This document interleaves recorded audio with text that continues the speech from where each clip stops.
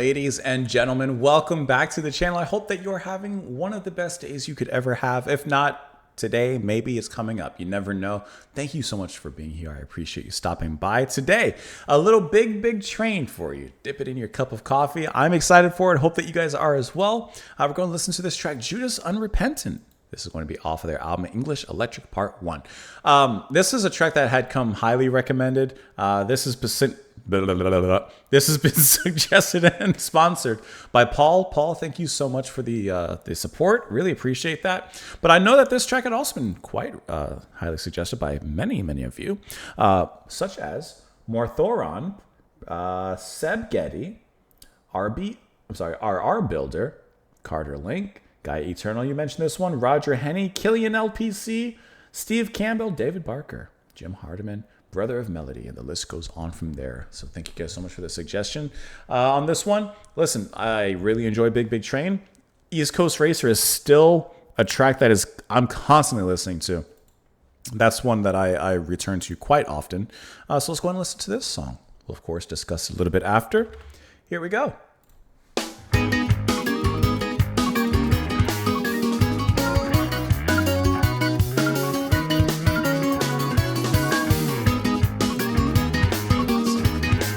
Kind of an interesting tone.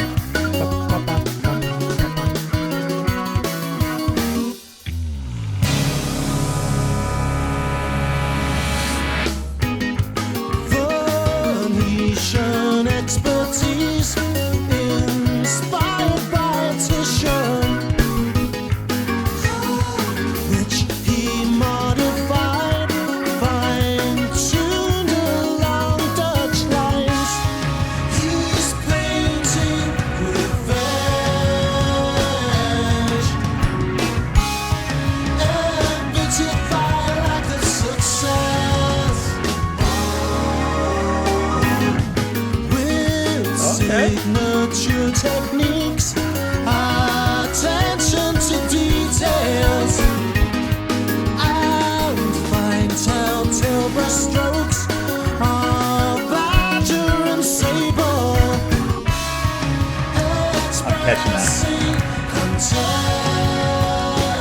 Man, it's good to hear David. for greedy dealers getting rich at the artist's expense. Infamous forger and restorer, Judas Unrepentant, branded a charming old lovable lord. Judas Unrepentant, hey, Judas Unrepentant, hey, I love that guitar melody springing up with their singing there. His time bombs are in place and anachronisms. Who's pointing to the truth if ever they're X-rayed? He wrote legends in lead white to trick the experts and hoodwink the trained eye. Infamous forger and restorer, Judas Unrepentant, branded a charming old lovable lord.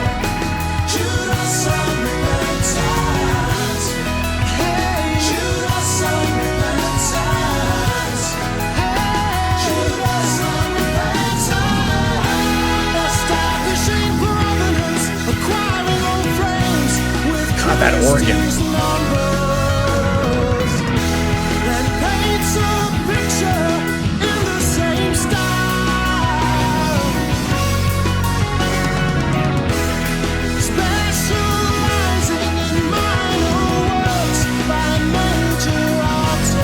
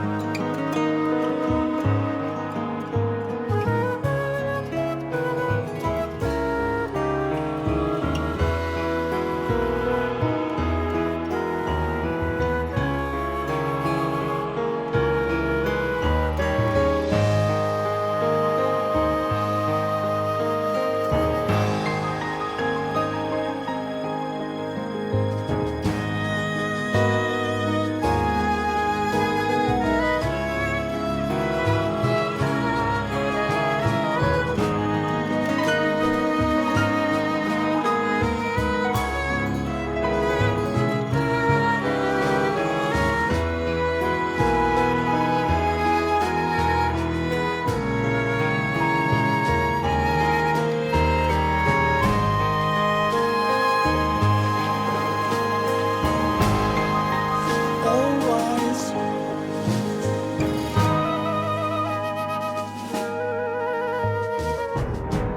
13 watercolors by Samuel Palmer have proven to be his undoing.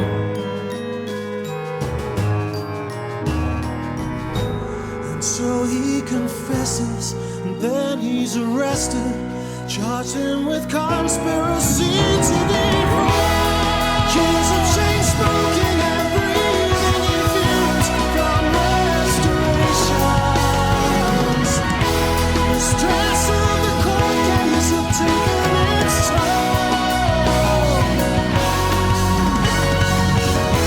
His trial was halted due to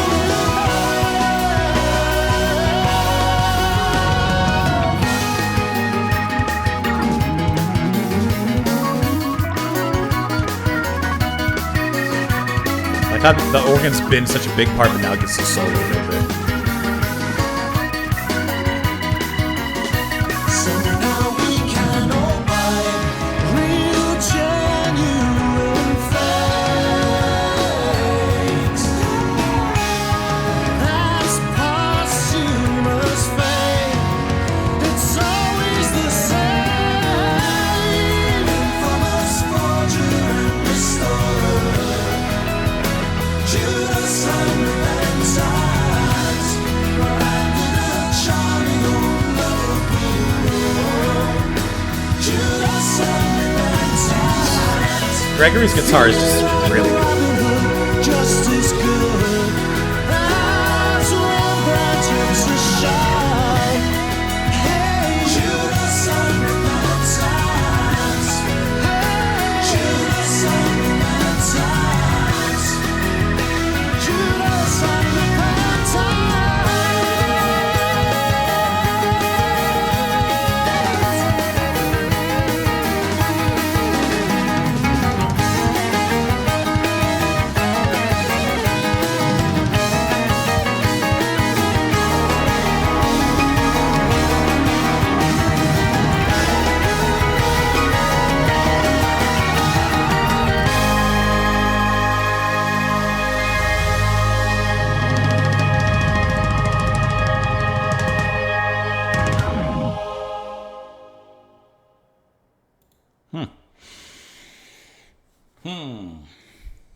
Let me mull that one over a little bit. Oh, all right.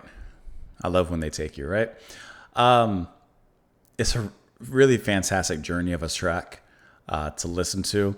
And anytime I listen to Big Big Train of this time and this era, I have to say that it's such a warm welcome and return for me to hear David Longdon singing. It's just a joy to hear his voice. It's wonderful. And of course, he's just an amazing singer and really great artist and musician. And the way that he sings at the end, that is so passionate. And that's the passion that, you know, from the few tracks that I've covered here from him and everything, and from the band, I should say, hearing that passion just released there and unrelinquished is just really, really well. Really enjoyed that. The music in the beginning, it's interesting because it has this very theatrical kind of sound with the way that the keyboards are playing and that kind of melody and the tone. It kind of gives it almost something of like to me, like theater and drama. And the singing, at least near the beginning, has almost this sing-songy vibe to it that, I mean, tells a tale. And yes, a tale is being told. At first, when looking at the title of the track, I thought it was going to be something of a concept about Judas and Jesus, possibly.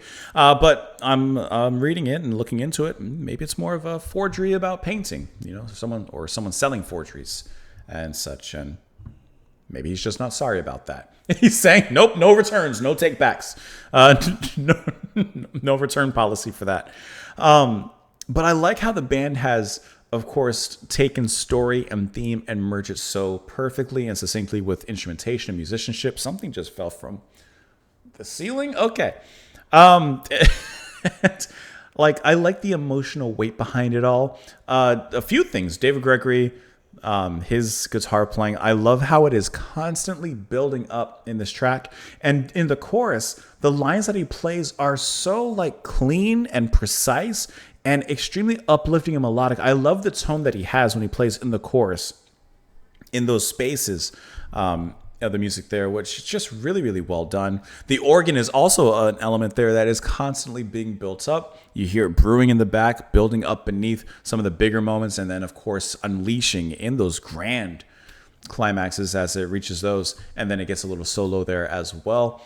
And then D Virgilio. Nick, because I don't want to mispronounce his name. Nick's drums are always tasty to listen to. The licks that he comes up with, the rhythms are complicated but catchy. And speaking of complicated but catchy, the verse, it kind of, I wasn't counting like in a time signature way. I was just kind of following it. But the verse plays in a very cool way in which like I mean, if I play it really quick and count it alongside with us, like together. Not this part.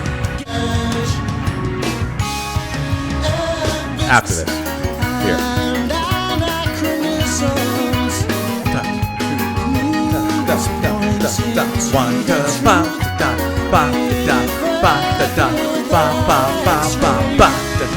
Like, I can't count that out. I don't know. I just know it like intuitively. But like that groove is really cool because yes, it's an atypical groove. It's unconventional.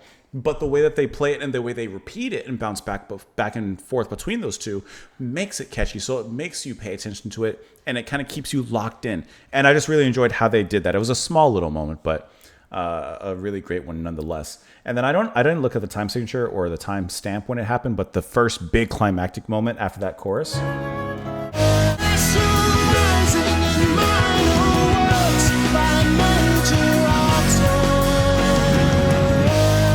You know what I really like is that this track is 7 minutes, which in our world is not really long at all, right? And for them to make a 7-minute track like this, not only very epic on its own within its scope, but to tell a story in those 7 minutes. And when I'm talking story, I don't mean like the lyrics. I mean musically, compositionally. So at 3 minutes, 20 seconds, about halfway through, you have already built up to this big climax and this wonderful moment. And then from there, you move into some solos and a little break, and then that leads into another big moment, which eventually leads into I almost knocked over my water. So the final big moments in the final unleashing of the title of the track. You know, I think all of that works incredibly well, and this is a really fantastic track to listen to.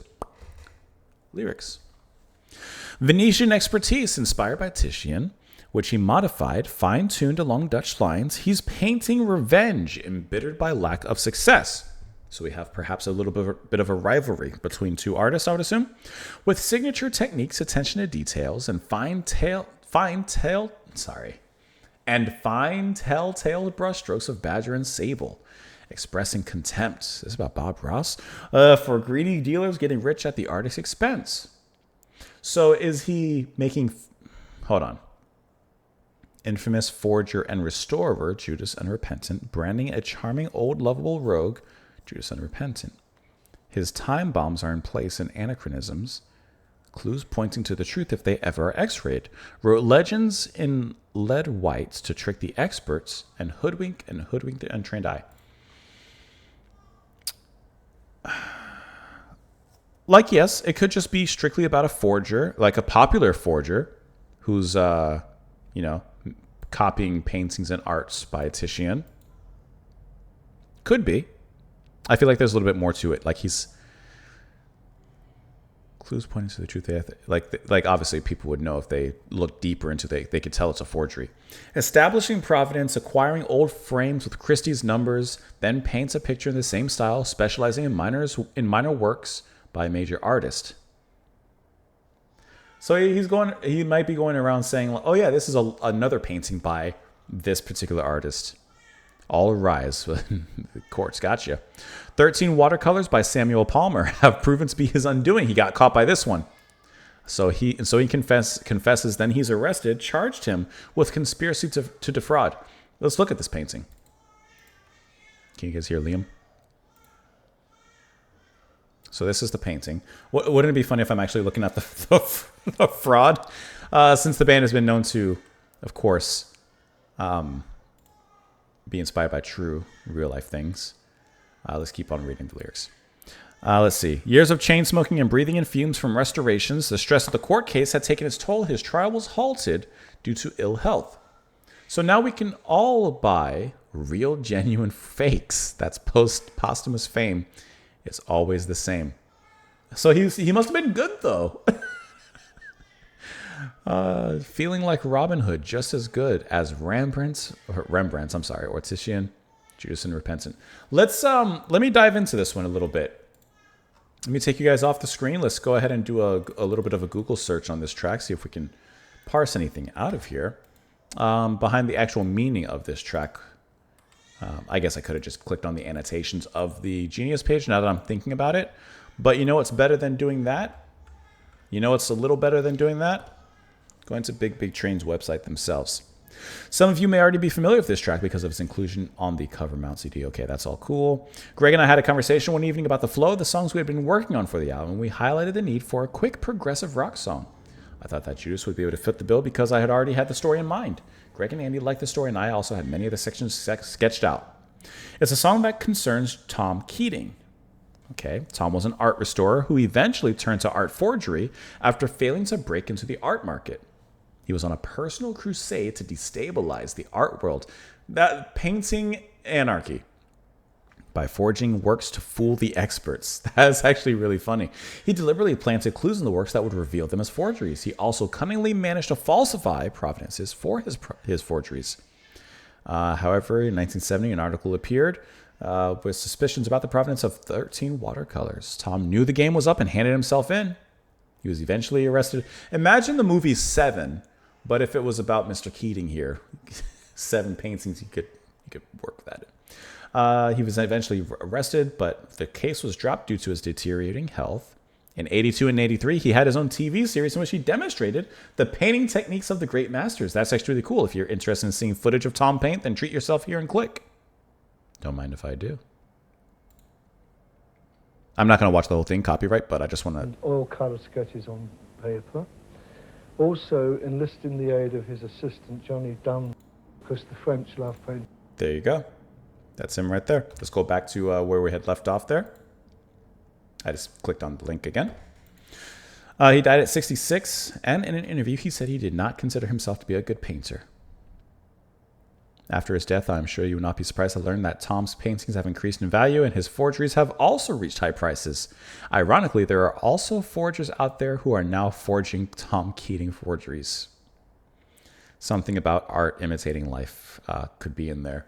I don't know for sure because I haven't looked into the movie, but I saw the trailer a long time ago whenever it was originally coming out and I wanted to see it. There's a movie. It stars Christoph Waltz, if I remember correctly. And I believe it is a court case about paintings. Is that movie based off of this? If I'm thinking of the correct one, I'm going to look up Christoph Waltz and look at his filmography. I don't remember the name of the movie. I'm just looking at his filmography real quick. I think it was Big Eyes, I think. No. Okay. It's not what I'm thinking. Okay. All right. So never mind. It's completely different. But I remember when I saw this trailer, I wanted to see this movie. I never got around to it. But all right, this is not about who I was thinking. Okay, fantastic track, though. Really, really great. Great recommendation, great suggestion. Paul, thank you so much for the sponsorship. Thank you so much for the support and the recommendation, of course. You guys, let me know what you thought about it down below. Hope you're enjoying your day. Hope you're having a wonderful evening, morning, afternoon, somewhere in between all of that. And I hope I'll see you alls again tomorrow. God, that's the Southern Florida part of me coming out sometime.